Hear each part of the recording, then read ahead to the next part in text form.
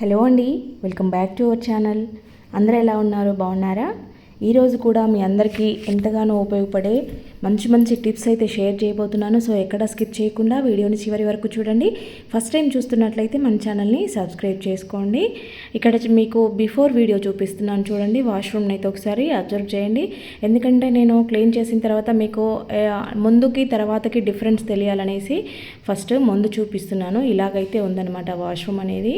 ఇక్కడ కింద టైల్స్ మీద మరకలు కానీ, ఎడ్జెస్లో అంటే కార్నర్స్లో మరకలు కానీ, లేదంటే ట్యాప్స్ చూడండి ఒకసారి ఎలా ఉన్నాయో. కింద జాలి దగ్గర కూడా కార్నర్లో చూడండి ఎంత గలీజ్గా అయిపోయిందో. సో ఇదంతా మీకు తర్వాత నేను వాష్ చేసిన తర్వాత ఎట్లా ఉందనేది డిఫరెన్స్ తెలియడం కోసం చూపిస్తూ ఉన్నాను. సో ఈరోజు ఏంటంటే వీడియోలో చాలా న్యాచురల్గా ఇంట్లో ఉండే ఐటమ్స్తో మనము కెమికల్స్ లేకుండా తయారు చేసుకునే దానికి చూపిస్తూ ఉన్నాను అనమాట. ఫస్ట్ అయితే వాష్రూమ్ ఇలాగా ఉంది. దీనికోసం మనము లిక్విడ్ తయారు చేసుకోవాలి. ఇక్కడ నేను ఒక బౌల్ పెట్టుకొని దాంట్లో సుమారుగా 1.5 లీటర్ దాకా వేసుకున్నాను. దీనికి కొలత ఏం అవసరం లేదు. మనకి వాష్రూమ్కి తగ్గట్టు మనకి ఎన్ని నీళ్ళు కావాలంటే అన్ని నీళ్ళు తీసుకోవడమే. నేనైతే ఒక 3 నిమ్మకాయలు వేశాను. దాంట్లో ఒకటి కుళ్ళిపోయిన నిమ్మకాయ ఉంది, 2 మంచి నిమ్మకాయలు ఉన్నాయి. మంచి నిమ్మకాయలే వేయాలని ఏం లేదు. మీ దగ్గర పాడైపోయిన నిమ్మకాయలు ఉంటే శుభ్రంగా వాడుకోవచ్చు, ఎటువంటి ఇబ్బంది లేదు. మనకు కావాల్సింది నిమ్మరసము. అది ఏదైనా మనం కడుపులోకి తీసుకోవడం లేదు కాబట్టి కుళ్ళిపోయినవైనా పర్వాలేదు. వాడి పడేసుకునే నిమ్మ తొక్కలు ఉంటే కూడా అవి కూడా వేసేసేయండి వీటితో పాటు. అలాగే నేనైతే ఇక్కడ ఆరెంజ్ పీల్స్ ఉంటే ఇవి కూడా వేస్తూ ఉన్నాను. సో ఇట్లా మీకు ఇలా ఏవి ఉన్నా కూడా నిమ్మ తొక్కలు కానీ ఆరెంజ్ తొక్కలు కానీ వేసుకోండి. వాటితో పాటు ఒక 2 నిమ్మకాయలు అంటే మంచి నిమ్మకాయలు, రసం వచ్చే నిమ్మకాయలు ఉంటే బెటర్ అనమాట. సో ఇక్కడ ఇవి ఇలా వేసిన తర్వాత వీటిని కొద్దిగా మరిగించుకోవాలన్నమాట. మీరు కావాలంటే కొంచెం పెద్ద బౌల్ పెట్టుకొని కూడా చేసుకోండి. దగ్గర లేకపోతే మాత్రం లాస్ట్లో పొంగు వస్తుంది అనమాట. ఇక్కడ చూడండి ఇలాగా నీళ్ళు కొంచెం బాయిల్ అవుతున్న టైంలో నేనైతే ఒక టేబుల్ స్పూను సాల్ట్ వేశాను. ఈ సాల్ట్ కూడా ఏంటంటే మనకి బ్యాక్టీరియా ఏది లేకుండా న్యాచురల్గా పోతుందనమాట. మంచిగా నీట్గా క్లీన్ అవుతుంది. ఇవన్నీ కూడా ఇలా ఉడుకుతూ ఉంటాయి. ఇంకా లాస్ట్లో పొంగు వస్తూ ఉంటుంది చూడండి. ఇలాగ రోలింగ్ బాయిలింగ్ అయ్యే టైంలో మీరు స్టవ్ ఆఫ్ చేసుకొని సర్ఫ్ వేసుకోండి. డిటర్జెంట్ వేసాను నేను ఇక్కడ. సర్ఫ్ ఒక స్పూన్ వేసాను. మళ్ళీ చెప్తున్నాను, అలా నీళ్లు పొంగుతున్న టైంలో వేస్తే అంటే నీళ్లు బాగా మరుగుతున్న టైంలో మీరు సర్ఫ్ వేసారని అంటే పొంగు వస్తాయి. కాబట్టి స్టవ్ ఆఫ్ చేసేసి వీలైతే పక్కకు తీసుకున్న తర్వాత వేసుకున్న బెటరే. సర్ఫ్ అనేది వాటర్లో కలిసిపోతుంది కాబట్టి. చూసారు కదా తొక్కలు అయితే మంచిగా ఉడికిపోయాయి అనమాట. ఇక్కడ నేను వేస్తున్నాను. ఇది పూర్తిగా ఆప్షనల్. మీరు ఎక్కువ మంచిగా షైనీగా రావాలి అని అంటే ఇలా ఫ్లోర్ క్లీనర్ లైజాల్ ఉంటుంది కదా, అది వేసాను. మళ్ళీ కెమికల్ లేదన్నారు, ఇది కెమికల్ కదా అని అంటారేమో. ఇది ఆప్షనల్, మీ ఇష్టం అది. ఎందుకంటే లైజాల్ ఫ్లోర్ క్లీనర్ అనేది మనకి మరకల్ని తొందరగా వదిలేసి బండలు షైనీగా రావడానికి చాలా యూజ్ అవుతాయి అనమాట. అందుకు మనం టైల్స్ అన్ని నీట్గా రావాలనేసి నేను జస్ట్ ఒక మూత లైజాల్ వేసాను. ఇక్కడ చూడండి ఈ తొక్కలన్నీ కూడా బాగా ఉడికిపోయాయి కాబట్టి మీరు కావాలంటే మిక్సీ వేసుకొని కూడా మళ్ళీ కలుపుకొని వాడుకోవచ్చు వాటిని. మొత్తం అంతా కూడా బాత్రూంలో స్ప్రెడ్ చేసేయాలన్నమాట. అన్నిటికీ ట్యాప్స్కి, బకెట్స్, డోరు, కమోడ్ అన్నీ కూడా మొత్తం ఈ వాటర్ అనేది ముందు స్ప్రెడ్ చేసేయాలి. ఇక్కడ అన్నీ కూడా ఒకటే లిక్విడ్తో నేను క్లీన్ చేసి చూపిస్తాను చూడండి. అంటే ఒక్కొక్క దానికి ఒక్కొక్కటి కాకుండా టోటల్ ఈ లిక్విడ్తోనే క్లీన్ అయిపోతుంది. మనకి మొత్తం లైమ్ స్మెల్ వస్తుంది అనమాట. వాష్రూమ్ కడిగిన తర్వాత చాలా నీట్గా అయిపోతుంది. ఇక్కడ మీరు అబ్జర్వ్ చేయండి ముందు ఎలా ఉండిందో, ఇప్పుడు ఇది క్లీన్ చేస్తుంటే ఎలా వస్తుందనేది మీరు గమనించండి. ఇది నేను ఫాస్ట్ మోడ్లో పెట్టాను. ఆల్రెడీ ఈ వీడియో నేను ఇంతకుముందు స్లో మోడ్లో పెట్టి చేశాను. ఎవరైనా చూడని వాళ్ళు ఉంటే యూజ్ అవుతుందనే ఉద్దేశంతో మళ్ళీ అప్లోడ్ చేస్తూ ఉన్నాను ఫాస్ట్ మోడ్లో పెట్టేసి. కాబట్టి ఇక్కడ మళ్ళీ మీరు కొంచెం స్లోగా చూపెట్టండి అని అంటారేమో అనేసి ముందే చెప్తా ఉన్నాను. ఆల్రెడీ ఇది వీడియో ఉండింది. ఎవరికైనా ఇంట్రెస్ట్ ఉంటే ఒకసారి స్లో మోడ్లో కావాలంటే చూడండి. ఇక్కడ మొత్తం కూడా నీట్గా టైల్స్, డోరు, ట్యాప్స్, మొత్తం ముందు ట్యాప్స్ చూడండి ఎలా ఉన్నాయో, ఇప్పుడు రుద్దుతుంటే ఎలా వస్తున్నాయో చూడండి. ట్యాప్స్ అన్నీ కూడా మంచిగా షైనీగా వస్తాయి అన్నమాట.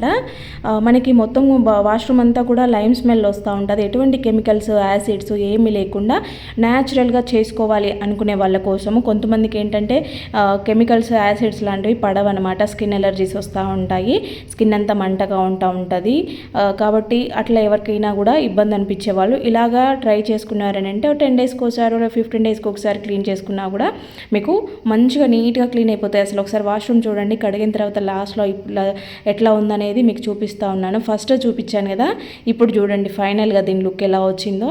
అసలు ఎటువంటి కెమికల్స్ లేకుండా ఎంత చక్కగా క్లీన్ అయిపోయింది చూడండి. అన్నీ కూడా ఎంత నీట్గా వచ్చేసి తెల్లగా ఉన్నాయి కదా. సో ఫైనల్గా మీకైతే ఒక టిప్ అనమాట, ఇది జస్ట్ నేను చెప్తున్నాను, మీకు నచ్చితే చేసుకోండి లేదంటే లేదు.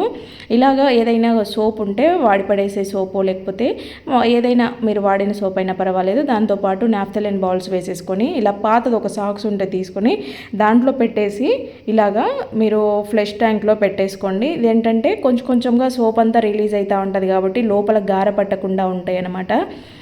నీళ్ళు ఎప్పుడు మనం ఫ్లష్ చేసినా కూడా కొంచెం సోప్ రిలీజ్ అవుతూ ఉంటుంది కాబట్టి ఎప్పటికప్పుడు నీట్గా క్లీన్ అయిపోతూ ఉంటుంది అనమాట. ఎక్కువ గార పట్టే ఛాన్సెస్ ఉండవు.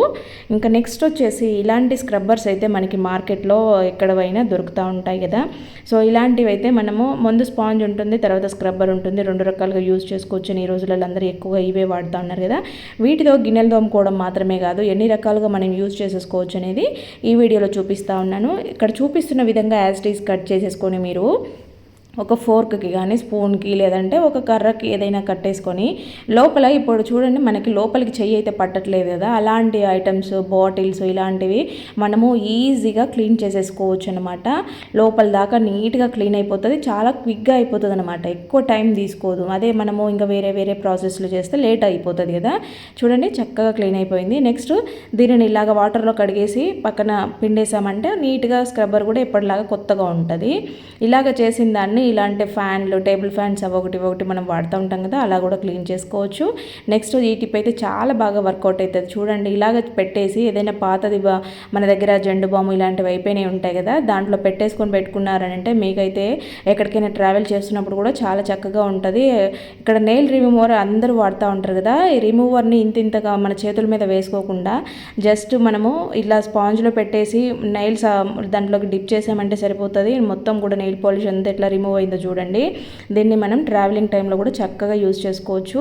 నెక్స్ట్ వచ్చేసి ఇలాంటి స్క్రబ్బర్లో మన దగ్గర పీసెస్, సోప్ పీసెస్ అయితే మన వాష్రూమ్లో ఉంటాయి కదా, వాడుకున్నప్పుడు ఎలాగో విరిగిపోతూ ఉంటాయి అరిగిపోయాక, అలాంటి పీసెస్ని ఇలా దీంట్లో పెట్టేసి వాష్ బేసిన్ దగ్గర మనం ఒకటి పెట్టుకున్నామంటే మనకి హ్యాండ్ వాష్తో పని లేకుండా జస్ట్ స్క్రబ్బర్తో మనకి చేతులు క్లీన్ అవుతాయి, సోప్ ఉంటుంది, 2 రకాలుగా మనకి ఈజీగా పనిచేస్తుంది అనమాట. అట్లా యూజ్ చేసుకోండి సోప్ పీసెస్ని. నెక్స్ట్ వచ్చేసి ఈ విధంగా స్క్రబ్బర్ని అయితే కట్ చేశాను కదా. ఇక్కడ చూడండి ఈ రోజులలో దాదాపు విండోస్ అందరికీ కూడా ఇలాంటివే ఉంటూ ఉన్నాయి కదా, స్లైడింగ్సే పెడతా ఉన్నారు. సో ఈ వీటిలలో క్లీన్ చేసుకోవడం చాలా కష్టం. అసలు చిన్న చిన్న లైన్స్ లాగా ఉంటాయి అన్నమాట, దాంట్లో డస్ట్ అంతా పోతుంటుంది, తుడవడం అయితే కష్టమవుతుంది. ఇట్లా ఒకటి పెట్టుకున్నారంటే స్క్రబ్బర్ మీకు చక్కగా ఉంటుంది. కిటికీ కానీ కింద స్లైడింగ్ డోర్స్ దగ్గర కానీ నీట్గా క్లీన్ చేసేసుకోవచ్చు. దీన్ని వాటర్లో మనం ఒకసారి కడిగేసామంటే చూడండి ఎంత నీట్గా వచ్చేస్తుంది. ఎంత మురికి పట్టినా సరే మళ్ళీ కొత్త దానిలాగా మంచిగా వచ్చేస్తుంది అనమాట. ఈ క్లీనింగ్ ఈజీ ఉంటుంది. నెక్స్ట్ ఇలాగా గిన్నెలు పెట్టుకునే ర్యాక్స్ ఉంటాయి కదా, కబోర్డ్స్ చేయించుకునే వాళ్ళకైతే కంపల్సరీ ఇలా ర్యాక్స్ ఉంటాయి. వీటిని కూడా మనము నీట్గా క్లీన్ చేసేసుకోవచ్చు. దీనితో ఇలా తుడిచామంటే అక్కడ బూజు ఉన్నా లేదంటే ఏదైనా డస్ట్ ఉన్నా కూడా వచ్చేస్తుంది. అవే కాకుండా మనకి మెష్ డోర్స్ ఉంటాయి కదా, మెష్ డోర్స్ పైన కూడా దుమ్ము పడతా ఉంటుంది. ఇదైతే కిటికీలు, అది కిచెన్లో ఉండే మెష్ డోర్ అనమాట. ఇంకా కిచెన్లో కాబట్టి దీనికి ఎంత డస్ట్ ఉంటుందో, ఎంత ఆయిల్ జిడ్డు ఉంటుందో మీ అందరికీ ఐడియా ఉంటుంది కదా. సో దాన్ని కూడా ఇలా ఈజీగా రిమూవ్ చేసుకోవచ్చు. చూడండి అసలు ఎంత నల్లగా వచ్చిందో. ఇది పైనకి మధ్యలోకి మీరు డిఫరెన్స్ గమనించండి. నేను తుడిచిన దగ్గర తుడచని దగ్గర రెండింటికి దీన్ని ఒక్కసారి ఇలాగా క్లీన్ చేసుకున్నామంటే సరిపోతుంది. ఇది ఆయిల్ జిడ్డు కాబట్టి కొంచెం సోప్ పెట్టి క్లీన్ చేసుకున్నామంటే స్క్రబ్బర్ మళ్ళీ మనకి కొత్త దానిలాగా ఉంటుంది అనమాట. దీన్ని చాలా రోజులు యూజ్ చేసుకోవచ్చు, అంత ఈజీగా పాడవదు. తర్వాత ఇలాగా ఏదైనా తీసుకొని మనము ఇట్లా పెట్టేసుకొని దీనితో మనము ఫ్యాన్ తుడుచుకోవడం చాలా సింపుల్గా చాలా ఈజీగా అయిపోతుంది అనమాట. చూడండి ఇలాగా ఫ్యాన్ రెక్కలకి చూడండి ఎంత బూజు పట్టేసిందో. సో దీన్ని కూడా మనము నీట్గా ఇలా పెట్టేసామంటే 2 వైపులా ఒకేసారి క్లీన్ అయిపోతుంది, నీట్గా వచ్చేస్తుంది అనమాట. అట్లా కాకపోయినా మీరు తీసైనా కూడా దీనిని ఇట్లా స్క్రబ్బర్ ఉంటుంది కదా, దాని వైపు కాకుండా స్పాంజ్ వైపు పెట్టి తుడుచుకున్నారని అంటే నీట్గా ఒకటేసారి వచ్చేస్తుంది. ఇలాంటి బాటిల్స్ అయితే ఫ్లోర్ క్లీనర్ బాటిల్స్ అనమాట ఇవి. సో ఇక్కడ మూతని గమనించండి. ఈ మూత అనేది మనకి డిఫరెంట్గా ఇచ్చాడు. బాటిల్ క్వాలిటీ కూడా చాలా బాగుందన్నమాట, స్ట్రాంగ్గా ఉంది. ఇక్కడ ఇలా ఉండడం వల్ల మనం దీనిని తీసి దేవుడి దేవుడికి ఆయిల్ వేసుకుంటాం కదా, అట్లా ఆయిల్కి వాడుకోవచ్చు. ఇది ఫ్లోర్ క్లీనర్ బాటిల్ దేవుడి దగ్గర వాడొద్దు అది ఇదని కామెంట్ పెట్టొద్దు, ఎందుకంటే అది జస్ట్ బాటిల్, అది దాంట్లో లిక్విడ్ ఇచ్చారు. మనం ఏం ఇల్లు తుడిచిన నీళ్ళు తీసుకొచ్చి దాంట్లో పోయాం కదా, కాబట్టి శుభ్రంగా కడిగేసుకొని వాడుకోవచ్చు, దాంట్లో ఇబ్బంది ఏం లేదు. ఎందుకు ఇది వాడుకోమంటున్నానంటే పైన మూత దగ్గర గమనించండి, మనము ఆయిల్ వేసుకున్నప్పుడు సైడ్లో కారకుండా మా జిడ్డంతా రాకుండా ఉంటుందన్నమాట, అట్లా ఉండడం వల్ల షేపు. నెక్స్ట్ వచ్చేసి ఇలాంటి బాటిల్స్ అయితే తీసుకొని నేనైతే ఇక్కడ చూపిస్తున్నాను కదా, ఆ విధంగా కింద పార్ట్ని కట్ చేశాను, ఇంకొక బాటిల్కి పైన పార్ట్ కట్ చేశాను. ఒక బాటిల్కి కింద ఒక బాటిల్కి పైన కట్ చేసి ఒకదాన్ని ఒక దాంట్లోకి తొడిగిచ్చేసాను అనమాట. మట్టి బ్యాంగిల్స్ మన దగ్గర ఉన్నప్పుడు మట్టి గాజులు ఉంటాయి కదా, అలాంటివి పగిలిపోతూ ఉంటాయి, స్టోర్ చేసుకోవడం కొంచెం కష్టమవుతూ ఉంటుంది, డస్ట్ పడుతూ ఉంటుంది. కాబట్టి అట్లా పగిలిపోకుండా నీట్గా ఉండాలంటే కనుక ఎక్కువ ఉన్నాయి స్టోర్ చేసుకోవడం కష్టం అనుకున్నప్పుడు ఇలా ట్రై చేయండి. 2-3 బాటిళ్ళలో కట్ చేసేసి ఒక బాక్స్లో వేసి పెట్టుకోండి, ఒకదాని తర్వాత ఒకటి ఇలాగా అవే ఉండిపోతాయి, మీకు ఎక్కువ రోజులు పగిలిపోకుండా నీట్గా ఉంటాయి అన్నమాట. రెగ్యులర్గా వేసుకొని బ్యాంగిల్స్కి ఇది చాలా బాగా యూజ్ అవుతుంది, ట్రై చేయండి. నెక్స్ట్ వచ్చేసి ఇలాంటి బాటిల్ ఉంటుంది కదా, సో దీన్ని అయితే కింద పార్ట్ కట్ చేశాను. ఈ బాటిల్కి స్ట్రాంగ్గా ఉందన్నమాట, చాలా గట్టిగా ఉంది. సో దీన్ని కింద పార్ట్ బేస్ ఇంకా గట్టిగా ఉంటుంది. దానికైతే కింద పక్క ఒక 2 హోల్స్ పెట్టేస్తున్నాను, అలాగే సైడ్లో ఒక 2 హోల్స్ ఇలాగా పెట్టేశాను. తర్వాత దీనికైతే ఒక థ్రెడ్ కడుతున్నాను, ఇది తెగిపోయింది గట్టిగా ఉండే థ్రెడ్ అయితే బెటర్ అనమాట. ఇక్కడ చూడండి ఈ విధంగా కట్టేసుకొని దీంట్లో మనము మన గిన్నెలు తోముకునే దానికి స్క్రబ్బర్, స్పాంజ్ ఇలాంటివన్నీ పెడతా ఉంటాం కదా, సో వీటిని ఇక్కడ పెట్టుకున్నామంటే వాటర్ అంతా కారిపోతూ ఉంటాయి, ఎప్పుడు డ్రైగా ఉంటాయి, బాగా స్మెల్ లేకుండా ఉంటాయి అన్నమాట. నెక్స్ట్ వచ్చేసి ఇలాంటి బాటిల్స్ ఉంటాయి కదా, సో ఇట్లా గట్టిగా ఉండే బాటిల్స్ అంటే మనకి డిస్పోజల్ బాటిల్స్ మెత్తగా ఉంటాయి కదా, వంగిపోతూ ఉంటాయి పట్టుకుంటే. ఇలాంటివి కూల్ డ్రింక్ బాటిల్ ఏంటంటే కొంచెం స్ట్రాంగ్గా ఉంటాయి. ఇలాంటి డిజైన్ ఉండే బాటిల్ని ఒకటి కట్ చేసుకొని మీరు కిచెన్లో పెట్టుకున్నారంటే, మీరు కిచెన్లోనే కాదు ఎక్కడైనా కూడా ఆర్టిఫిషియల్ ఫ్లవర్స్ వేసుకున్నా, న్యాచురల్ ఫ్లవర్స్, మనీ ప్లాంట్స్ లాంటివి పెట్టుకున్నా కూడా చూడడానికి చక్కగా ఉంటాయి.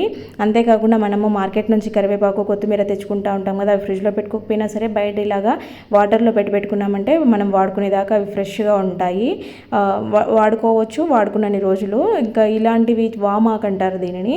సో ఇదైతే పిల్లలకి దగ్గుకి చాలా బాగా పనిచేస్తుంది, పిల్లలకనే కాదు పెద్దవాళ్ళైనా కూడా తీసుకోవచ్చు. ఇది స్మెల్ అయితే మనము అలా జస్ట్ ఆ లీఫ్ను టచ్ చేసినా కూడా ఇల్లంతా స్మెల్ వస్తుంది, అంత స్మెల్ ఉంటుంది అనమాట. ఇది ఇలాంటిది ఒకటి పెట్టుకున్నా కూడా మంచిగా వాసన వస్తూ ఉంటుంది ఇంట్లో.